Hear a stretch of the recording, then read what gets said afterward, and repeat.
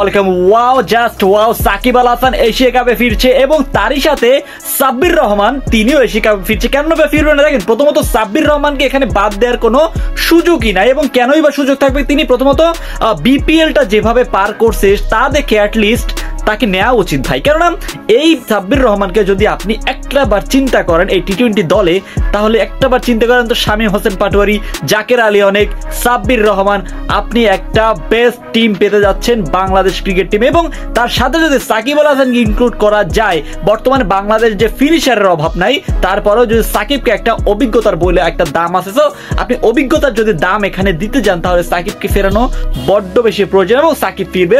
যেহেতু দেশের মাটিতে ক্রিকেটটা খেলবে না, বিদেশের মাটিতে খেলবে। অলরেডি আপনারা ফিকচার দেখতে পাচ্ছেন বাংলাদেশের খেলা কবে। দেখেন, প্রথমত একটা জিনিস খেয়াল করবেন যে ভাই, সাকিব ছাড়া বাংলাদেশ ক্রিকেট, সাকিব যদি দলে খেলে, তিনি যদি স্কোর নাও করতে পারে, উইকেটও না পায়, তারপরও ভাই মনের মধ্যে একটা তৃপ্তি থাকে, শান্তি থাকে। কিন্তু দিন শেষে আপনার ফিটনেসের একটা ব্যাপার রয়েছে। তো সব দিক বিবেচনা করে সাকিবকে অ্যাটলিস্ট নেওয়া উচিত।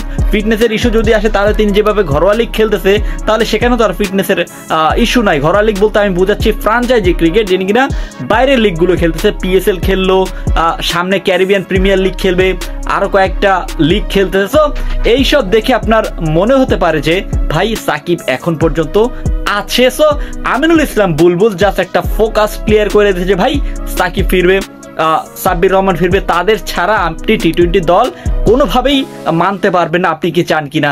আপনি মন থেকে বলবেন সাকিবকে চান কিনা? আপনি মন থেকে বলবেন সাব্বির রহমানকে চান কিনা? এই ফিনিশার হিসেবে জাকির আলী অনেকের সাথে শামীম পাটোয়ারি, তার সাথে সাব্বির রহমান, জিনিসটা কেমন হবে একটু কমেন্ট করে জানাই দেন।